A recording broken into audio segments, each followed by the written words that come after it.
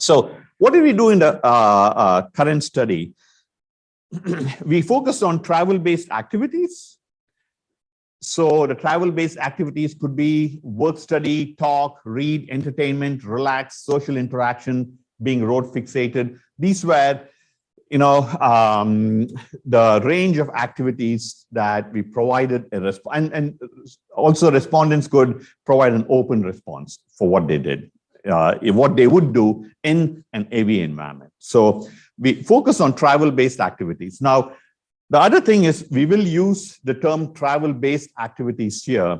We will refrain from using the term productive activities or worthwhile activities, because what is productive and what is worthwhile can be a very subjective issue, can vary quite a bit. Now, productive activities may be typically associated with actively engaging cognitive functionality of the brain. Now, one can argue, though, that cognitive functionality is also triggered by simply gazing out the window. When you look at the Oxford Dictionary, cognition is defined as a mental process or an action that leads to understanding, knowledge, etc., through senses, through our thought processes, and through experience.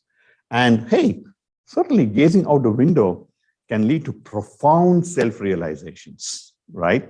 I'm not completely sure about this, but my kids tell me that, who's the Harry Potter author? The author of Harry Potter, J.K. Rowling. They tell me that J.K. Rowling, she was inspired just gazing out the window, traveling on a train for this entire Harry Potter series. So, hey, this could also be certainly a productive activity, and we don't like the term multitasking in this context. I know it's used before for the simple reason that multitasking has a connotation of a proactive and deliberate attempt to engage the cognitive functionality of the brain, right? While sleep, would that be characterized as part of being multitasking? We don't know. It's difficult to make that statement. So we just like to stay away from all of these labels, and we just prefer the label travel-based activities. So all through, we'll talk about travel-based activities, not productive, not worthwhile, no talk about multitasking. That's the way we believe would be appropriate. Now, we also look at activity-based travel, and admittedly, we look at two macro levels of activity-based travel: additional local area trips that might be generated in an AV, and additional long distance road trips that might be generated because of an AV. So we look at all of these things together, right? So in a joint model. Why is it important to model these things jointly? One of the things we are trying to see is, in an AV, if people pursue more of travel-based activities of some kind, what does it do to other activities and travel outside the autonomous vehicle?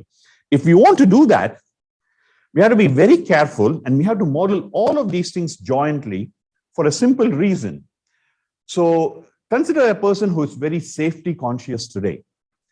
That person who is very safety conscious might be exposing herself or himself less by traveling less in general, right? I'm very safety conscious, I'm going to travel less in general, okay? Now, in an AV, but we cannot say that it's a road fixation that is reducing this kind of travel, because this lower level intensity of travel and road fixation might be simply engendered by the safety consciousness of this person, okay?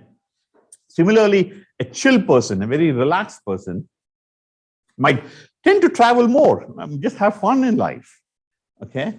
And the same person in an AV might be more likely to relax, have a good time. Now, that doesn't mean that if a person relaxes, it's going to lead to more trips over here. It could be simply because this person has a chill personality, okay? So we need to model all of these things jointly, and after we model them jointly, we can then try to tease out what might be a true causal impact of participation in TBA on ABT. So that's the basic idea. It's a joint model. So I won't go into the literature much, but there's been a lot of work in this area within the context of multitasking, which we would rather say travel-based activity. You can see some literature over there. To our knowledge, travel-based activity as well as activity-based travel jointly in an AV setting. And we also focus on the trip generation aspect of travel as opposed to commute mode choice, which has been studied quite a bit within this general area. Okay, so let's look at the survey and some results. We conducted a survey in the Austin metropolitan area. We had about 970 respondents. To model all of these things jointly, we used a latent construct approach. These are psychosocial variables, which are stochastic. And by having all of the TBA and ABT dimensions be functions of these 4 latent constructs, we are able to construct jointness within the entire set of dimensions. So technology savviness, we know what that means. It's possible that people who are technology savvy may be more likely to play games, entertainment on their computer, etc., while traveling in an AV. Safety concern, people who are safety concerned might be more road fixated in an AV. Being chill, we talked about that, and general interest in travel-based activities. So how did we collect the data? So for travel-based activities, this was the question posed. You can see it over there. Suppose you're traveling in an AV, which of the following would you do in the vehicle during your trip? Select up to 3 activities, okay? And they could select from this slew of activities that we presented to them. Now, when we looked at the travel-based activities we presented, they fell very nicely into 7 distinct categories. There were some categories like play games, which was picked by very, very few individuals. We could not have a separate category for that. And play games almost always was picked as one of the top 3 along with these 2. So we decided we would try to aggregate some of these responses into 7 distinct categories: work, talk, text, read, watch movies, or these are all entertainment, we call it, relax, and social interaction and road fixation.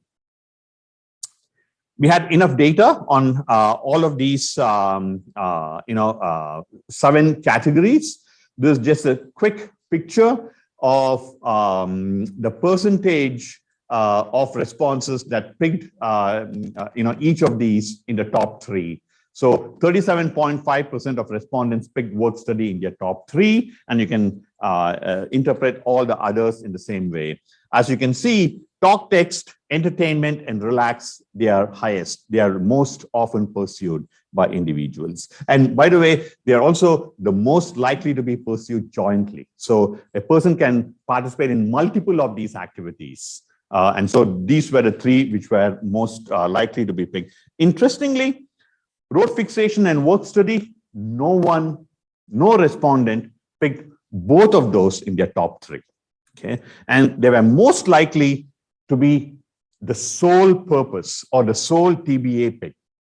Okay, only 1 response, right? Overall, you can start looking at this. We'll start referring to talk, text, read, entertainment, relax, and social interaction. We'll call these chill activities. Okay, quite distinct from work study and quite distinct from road fixation. Now, how do we collect information on activity-based travel?